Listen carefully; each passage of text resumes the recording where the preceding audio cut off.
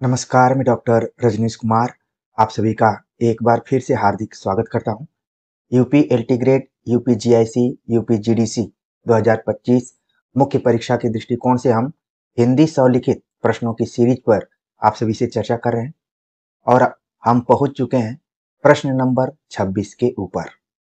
प्रिय विद्यार्थियों, हम हिंदी साहित्य का इतिहास, पद्य खंड और गद्य साहित्य का इतिहास समानांतर तरीके से आप सभी को पढ़ा रहे हैं।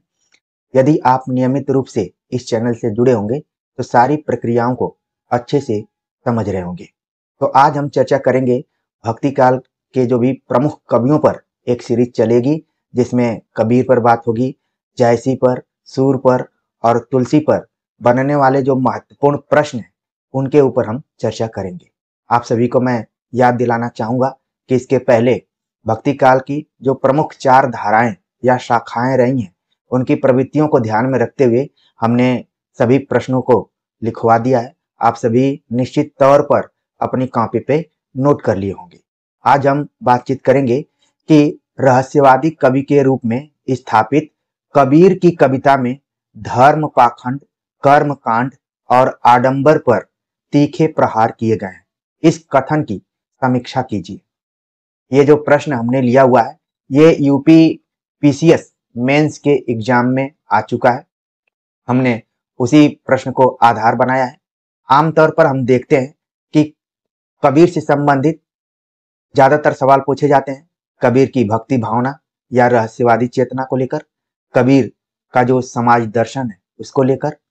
जायसी की बात करें तो जायसी की प्रेम भावना और लोक चेतना, सूरदास भक्ति भावना, वात्सल्य वर्णन, भ्रमर गीत सार के आधार पर सगुण निर्गुण का खंडन मंडन।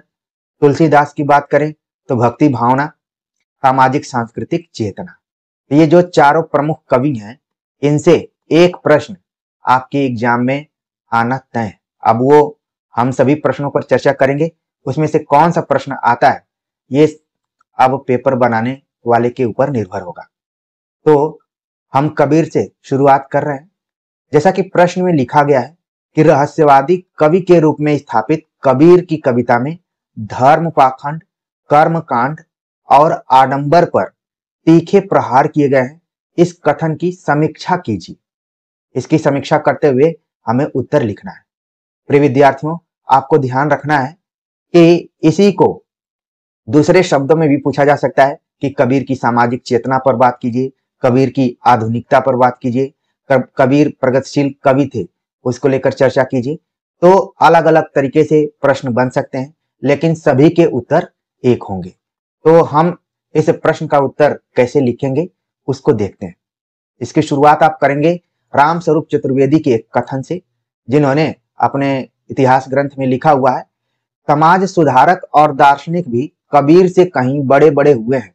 समाज सुधार की भावना या हिंदू मुस्लिम एकता कबीर के लिए एक प्रमुख वस्तु थी, जिसे उन्होंने अपनी काव्य संवेदना में ढाला और काव्य बनकर ही उनके संदर्भ में वह स्मरणीय है। तो यहाँ पर हमने इस बार कुछ परिवर्तन किया है। रामस्वरूप चतुर्वेदी के कथन के माध्यम से इस प्रश्न की शुरुआत की। आमतौर पर हम आचार्य रामचंद्र शुक्ल को कोट करते हैं ज्यादातर, लेकिन यहाँ पर एक अलग आलोचक के माध्यम से बात हम हजारी प्रसाद द्विवेदी से भी कर सकते थे, लेकिन जब हम शिल्प पक्ष पर बात करते कबीर पर तो हजारी प्रसाद द्विवेदी को ला सकते थे। लेकिन यहाँ बात हो रही है उनके समाज दर्शन को लेकर, या फिर जो समाज में व्याप्त धर्म पाखंड रहे, कर्म कांड रहे या आडंबर रहे। तो इसका मूल्यांकन करते हुए रामस्वरूप चतुर्वेदी ने लिखा कि समाज सुधारक और दार्शनिक भी कबीर से कहीं बड़े बड़े हुए, यानी कबीर से भी बहुत लोग बड़े समाज सुधारक हुए, ज्ञानी लोग हुए, दार्शनिक हुए। कबीर तो पढ़े लिखे ही नहीं थे, उन्होंने अपने अनुभव से चीजों को सीखा। लेकिन कबीर की अगर समाज सुधार की चेतना को देखें, सामाजिक चेतना को देखें, तो उसके केंद्र में थी हिंदू मुस्लिम एकता। उनके लिए बहुत ज्यादा जरूरी थी। उनका दौर ही कुछ ऐसा था जिसमें हिंदू मुस्लिम जो भी तनाव थे, सांप्रदायिकता थी उस समय, उसको लेकर कबीर ने आवाज उठाई और उन्होंने एक तरीके से काव्य संवेदना में ढाला और काव्य बनकर ही उनके संदर्भ में वह स्मरणीय रही, ग्रहण करने लायक रहे। आगे आप उत्तर को लिखते हुए बढ़ाएंगे कि कबीर का जन्म ऐसे समय में हुआ जब समाज अनेक विषमताओं और कुरीतियों से घिरा था। छुआछूत, अंधविश्वास, रूढ़िवादिता, मिथ्याचार, सांप्रदायिकता और धार्मिक पाखंड अपनी चरम सीमा पर था।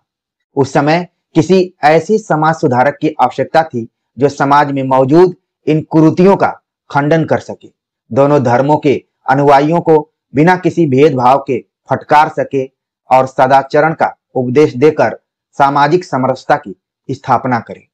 कबीर इस आवश्यकता की पूर्ति करते थे। तो यहाँ पर आपने पहले ही पैराग्राफ में बहुत ही सटीक तरीके से अपनी बातों को रख दिया कि कबीर का जन्म ऐसे समय में हुआ जब समाज में विषमताएं थी, कुरीतियां फैली हुई थी, पाखंड थे। क्या था उस समय?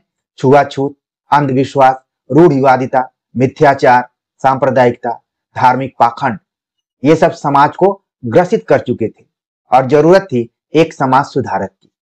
और कबीर समाज सुधारक के तौर पर पूरी तरीके से खरे उतरते हैं। तो पूरा आपने लिख दिया। यहाँ पर आगे आप लिखेंगे कि किन किन चीजों को लेकर कबीर ने आवाज उठाई। पहली आवाज उनकी थी एकता पर जोर दिया। कबीर का जोर हिंदू मुसलमान प्रेम एवं भाईचारे की भावना पर था। उन्होंने राम और रहीम की एकता स्थापित करते हुए बताया कि ईश्वर दो नहीं हो सकते, यह लोगों का भ्रम है जो खुदा को परमात्मा से अलग मानते हैं। और उन्होंने कहा, दुई जगदीश कहां ते आया, कहू कौने भरमाया। यानी कि उनका यही कहना था कि चाहे वो राम हो, चाहे रहीम हो, चाहे कृष्ण हो, चाहे करीम हो, कोई भी हो, वो एक ही है। अगर इनको किसी ने बांटा है तो जो धर्माचारी लोग रहे, धर्म के ज्ञानी रहे, ठीक है, जो जिसको हम ठेकेदार कह सकते हैं, उनके माध्यम से इनको अलग किया गया है। यानी कि पहला ही सुधार कबीर ने एकता पर जोर देकर किया हुआ।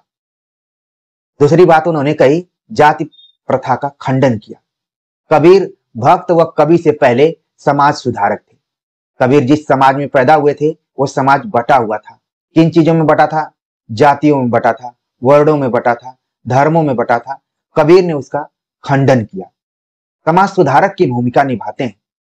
अनुभूति की सच्चाई और अभिव्यक्ति की ईमानदारी कबीर की सबसे बड़ी विशेषता थी। प्रिय विद्यार्थियों, ये मनुष्य की भी सबसे बड़ी विशेषता कही जा सकती है कि आपने जो अनुभूत किया है उसको सच्चाई से रखें और अभिव्यक्ति में ईमानदारी रखें। जो भी बात आप कहें वो ईमानदारी से कहें। यदि आपने तमाम परीक्षाओं को दिया है तभी उन परीक्षाओं के बारे में अपने विद्यार्थियों को बताएं।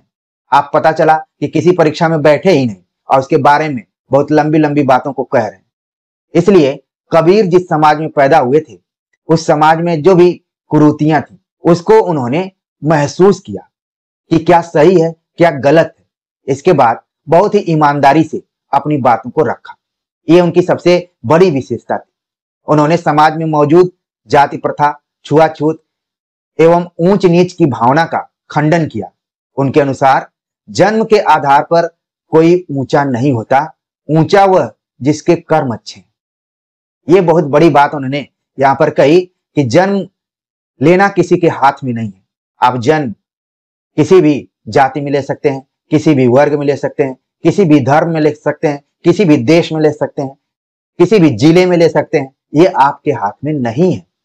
आप अगर ऊंचे होंगे या फिर आप अपने जीवन में आगे तभी बढ़ेंगे जब आप कर्म अच्छा करेंगे। कई बार आप देखते होंगे लोग जन्म के आधार पर दंभ भरते हैं कि मैं फला जाति का हूं, मैं फला धर्म का हूं। यहां पर ध्यान में रखना है कि जाति और धर्म या जन्म से कोई ऊंचा नहीं होता, बल्कि वो अपने कर्म से ऊंचा होता है। अगर वो कर्म अच्छा करता है, कर्म मतलब जिस काम को करे। कर्म भी शब्द कैसे बना हुआ है आप जानते हैं कि धीरे धीरे ये मिटकर कर्म से काम हो गया। आपके काम से लोग जानते हैं, ठीक है। तो उन्होंने लिखा, ऊंचे कुल का जन्मिया, करनी ऊंच न होए, सुवर्ण कलश सुरा भरा, साधु निंदत सोए। तो उन्होंने बहुत बड़ी बात यहां पर कही कि जन्म को आधार मानते हुए किसी को श्रेष्ठ नहीं रखना है, बल्कि वो जिस तरीके का कर्म कर रहा है उसके आधार पर उसकी श्रेष्ठता को साबित करनी चाहिए, उसको महत्व देना चाहिए। जाति प्रथा का पूरा उन्होंने खंडन किया, जो उस समय समाज अनेक जातियों में बटा हुआ था। ये चीजें आज भी मौजूद हैं। इसीलिए तो आप सभी को हिंदी साहित्य के उन प्रमुख कवियों को पढ़ना पड़ता है। जब आप कबीर को पढ़ेंगे तो ऐसा लगेगा कि आप कबीर के समय में ही जीवित हैं। प्रिय विद्यार्थियों, एक आप सभी आलेख पढ़िएगा, उत्तर कबीर का समय। ठीक है, ये मैनेजर पांडे ने उत्तर कबीर नाम से एक आलेख लिखा हुआ था। ठीक, तो आप जरूर इसको पढ़ेंगे तो पता चलेगा कि जो कबीर के बाद का समय है, क्या वो बदल गया है या अभी वो भी मौजूद है। ठीक, तो खुद आप महसूस करेंगे। अगर आपके अंदर अनुभूति की सच्चाई और अभिव्यक्ति की ईमानदारी होगी तो इस चीज को अच्छे से समझ पाएंगे। अगली बात कबीर ने कही, मूर्ति पूजा का खंडन किया। उन्होंने मूर्ति पूजा का खंडन किया, किसी भी तरीके की मूर्ति पूजा का जोरदार तरीके से खंडन किया। कबीर ने मूर्ति पूजा का खंडन किया। वे सामान्य जनता को समझाते हुए कहते हैं कि मूर्ति पूजा से ईश्वर नहीं मिलते, इससे तो अच्छा है कि घर की चाकी को पूजा जाए। पाहन पूजे हर मिले तो मैं पूजू पहाड़, घर की चाकी कोई न पूजे, पीस खाए संसार। यानी कि जिसके वजह से ये जीवन आगे बढ़ रहा है, हम उसकी पूजा करें, उसकी आराधना करें। ये नहीं कि मूर्तियों को ध्यान में रखते हुए हम पूजा पाठ करें, लेकिन वो केवल दिखावा भर हो, उसमें कोई आस्था न हो। इसलिए आप कई बार देखते हैं, जिस चीज से किसी व्यक्ति की जीविका चलती है तो सबसे पहले वो उसकी पूजा पाठ करता है। जैसे कोई कॉपी किताब की दुकान खोला है तो वो पहले उसकी पूजा करता है। कोई इस तरीके से लैपटॉप पर पढ़ा रहा है, वो उसकी पूजा करता है। आपने देखा होगा, अलग अलग साइकिल बनाने वाला है, वो उसकी पहले पूजा करता है, वो यही मानता है। या फिर मोची है। इसीलिए आप देखेंगे भक्ति काल में अलग अलग तरीके के जाति वर्ण वर्ग से लोग जुड़े और अपनी अनुभूति से निकली हुई चीजों को बहुत ही ईमानदारी से प्रस्तुत किया। तो मूर्ति पूजा का खंडन किया कबीर ने, कहा कि आप जिससे अपनी जीविका को चलाते हैं उसका ध्यान रखिए। अगर पत्थर पूजने से हरि मिले तो मैं पूजू पहाड़, पूरा पहाड़ ही पूज लूं और पूरा हिमाचल प्रदेश उत्तराखंड अपने कंट्रोल में कर लूं। ठीक है, तो उन्होंने बहुत बड़ी बात कही। कुल मिलाकर मानवता को स्थापित करने का प्रयास किया और उन छोटी छोटी चीजों के महत्व को भी बतलाया जिसके वजह से ये जीवन चलता है। अगली बात, उन्होंने जीव हिंसा का खंडन किया। कबीर ने धर्म के नाम पर होने वाली बलि प्रथा का जोरदार खंडन किया। आप जानते हैं कि हमारे समाज में बलि प्रथा भी एक आस्था से जुड़ी हुई चीज है। लोग मन्नत मांगते हैं कि फला चीज पूरी होगी, नौकरी लग जाएगी तो हम मुर्गा चढ़ाएंगे या फिर जो भी है बकरा काटेंगे। इस तरीके से मन में लोग मन्नत रखते हैं। उन्होंने इसका पुरजोर विरोध किया। कौन? कबीर ने जीव हिंसा का खंडन किया। कहा दोनों धर्मों को लेकर, क्योंकि कबीर के समय में हिंदू और मुस्लिम दोनों धर्मों का एकदम बोलबाला था और कबीर जिस समय थे उस समय मुस्लिम साम्राज्य ही था और उनके शासक थे सिकंदर लोदी। जब वो ये इन बातों को कहा करते थे तो उस समय सिकंदर लोदी ने भी उनको दंड देने का प्रयास किया था, उनके साथ एक तरीके से दुर्व्यवहार भी किया था। आपने हिंदी साहित्य का इतिहास जरूर पढ़ा होगा, सवाल भी पूछा जाता है। उनको तालाब में बांध कर फेंका भी गया था। ठीक है, तो जीव हिंसा का विरोध कबीर ने किया और वो अपने समय और समाज को देखते हुए इन बातों को उन्होंने कहा। बलि प्रथा का जोरदार खंडन किया और कहा दिन में रोजा रहत हैं, रात हनते हैं गाय, यह तो खून व बंदगी कैसे खुशी खुदा। अगर आप खून करके ईश्वर को खुश करना चाहते हैं तो शायद ईश्वर खुश नहीं होगा। उन्होंने बकरी पर भी सवाल उठाया कि बकरी पाती खात है ताकि काढ़ी खाल, जे नर बकरी खात हैं तिनके कौन हवाल। ये जो आप देख रहे हैं कार्य कारण सिद्धांत है, एक दूसरे से जुड़ा हुआ है। उन्होंने कहा कि बकरी तो पत्ते को खाती है और फिर बकरी को इंसान खाता है, अब इंसान को कौन खाएगा, उसकी क्या स्थिति हो सकती है। तो यहाँ पर एक तरीके से उपदेशात्मक तौर पर जो भी धार्मिक पाखंड थे, कर्म कांड थे, आडंबर थे, उसका बहुत जोरदार खंडन कबीर ने किया। इसी तरीके से आपको अपने आंसर को लिखना है। वैसे बोलने के लिए तो दिन भर कबीर पर बोला जा सकता है, बहुत लोगों ने रिसर्च किया, सब कुछ किया, लेकिन वनडे एग्जाम में जिसके वजह से आपको नौकरी मिले तो क्या क्या लिखना है, उम्मीद है कि आप अच्छे से समझ पा रहे होंगे। आगे बात करते हैं अगली जो उन्होंने आवाज उठाई, बाह्य आडंबरों का खंडन किया। बाह्य आडंबर मतलब दो चीजें होती हैं, एक आभ्यंतर और एक बाह्य। यानी कि आपके मन में कुछ चल रहा है, बाहर से कुछ आप दिखा रहे हैं। ठीक है, अगर आपको ज्यादा समझना हो तो बिग बॉस जरूर देखा कीजिए कभी कभी। हम भी समय निकालकर कभी कभी देख लिया करते हैं थोड़ा एपिसोड को। उसमें हम देखते हैं कि किसी के मन में कुछ चल रहा है और बातें कोई कुछ करता है, यानी कि दिखावा। ठीक है, कहा जाता है मुंह में राम बगल में छुरी। तो बाह्य आडंबरों का खंडन किया कौन? कबीर ने। कबीर ने हिंदू और मुसलमान दोनों के बाह्य आडंबरों का खंडन किया। वे एक और हिंदुओं के तीर्थाटन, छापा, तिलक का विरोध करते हैं, तो दूसरी ओर रोजा, नमाज, अजान का खंडन करते हैं। वे आचरण की शुद्धता पर जोर देते हैं। उन्हीं के समानांतर सोचने वाले रैदास ने भी कहा था, मन चंगा तो कठौती में गंगा। उन्होंने कहा कि आचरण की शुद्धता पर जोर दीजिए, आचरण को शुद्ध बनाइए, जिसको हम भी अपने विद्यार्थियों को कई बार कहते हैं। बीए और एमए के विद्यार्थियों को मैं बार बार बोलता हूं कि कैरेक्टर सर्टिफिकेट सीसी आपका सही होना चाहिए। अगर सीसी आपका सही है तो दुनिया की कोई ऐसी ताकत नहीं है जो आपको कहीं झुका पाए। सारी चीजें चली जाती हैं और वापस आ जाती हैं, लेकिन सीसी एक बार चला जाता है तो वापस नहीं आता है। विद्यार्थी बड़े गौर से सुनते हैं। उम्मीद है कि आप सभी भी अपने सीसी को हमेशा बचा कर रखेंगे। कबीर ने इसी बाह्य आडंबर का खंडन करते हुए कहा कि जो आप कहते हैं कि गंगा में स्नान कर लेंगे सारे पाप धुल जाएंगे, आप तिलक लगाकर चल रहे हैं, आप रक्षाबंधन बांधे हुए हैं।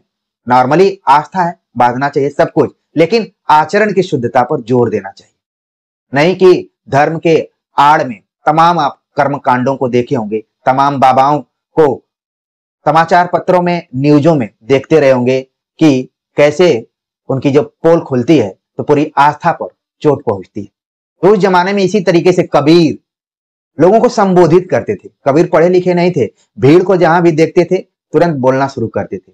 कुछ लोग समर्थन में हुआ करते थे, कुछ लोग विपक्ष में बातों का खंडन करते थे। बाह्य आडंबरों में उन्होंने तमाम चीजों का खंडन किया। आप लिखेंगे और कोटेशन देते हुए लिखेंगे, माला फेरत जुग गया, गया न मन का फेर, कर का मन का डार के, मन का फेर। बहुत बड़ी बात यहाँ पर कहा कि माला फेरते फेरते तो कई युग बीत गए, लेकिन जो मन में चोर बैठा हुआ है वो दूर नहीं हुआ। ठीक है, इसमें आप देखेंगे कि अलंकार भी है। मैं चाहूंगा कि जो हमारे नियमित विद्यार्थी हैं, जो प्राय होमवर्क इत्यादि के लिए उत्साहित रहते हैं, वो जरूर बताएंगे कि इसमें कौन सा अलंकार है। अंत में कुल मिलाकर कहा जा सकता है कि कबीर ने सामाजिक विषमता को दूर कर समता स्थापित करने का प्रयास किया। परोपकार, सेवा, क्षमा, करुणा, दान, धैर्य, अहिंसा, सत्संग आदि का प्रचार करके वे शुद्ध आचरण पर बल देते दिखाई पड़ते हैं। कबीर सामाजिक समन्वय पर भी बल देते हैं। वे ठीक है, सामाजिक समन्वय पर भी बल देते हैं। कबीर का समाज दर्शन एवं उनके विचार आज भी प्रासंगिक है। ठीक, तो इस तरीके से आप प्रश्न के मुताबिक पूरा उत्तर लिख दिए। किसी तरीके से भी घुमा फिरा कर आए, चाहे उनकी आधुनिक चेतना को लेकर आए, प्रगतिशील चेतना को लेकर आए, सामाजिक चेतना को लेकर आए, समाज दर्शन को लेकर आए, समाज सुधारक को लेकर आए, किसी भी तरीके से प्रश्न आए तो आप यही उत्तर लिखेंगे। सभी प्रश्नों का एक ही जवाब है जो हमने बताया। तो उम्मीद है कि आप अच्छे से समझ पाए होंगे और पहली बार आप कबीर को इस तरीके से नहीं पढ़ रहे होंगे। ऑलरेडी बीए एमए में आपने पढ़ा होगा, तो आप अपनी पुरानी जो क्षमता थी, जो आपकी याददाश्त थी, जो आपके लिखने की कला थी, उसको भी एक बार फिर से जगाने का प्रयास कीजिए। निश्चित तौर पर आप परीक्षाओं में अच्छा प्रदर्शन करेंगे। तो प्रिय विद्यार्थियों, मन में बहुत सारी बातें रहती हैं, लगता है कि दिन भर बात करूं, लेकिन दिन भर बात करने से काम नहीं चलने वाला है। मिलते हैं एक नए टॉपिक के साथ, तब तक के लिए नमस्कार।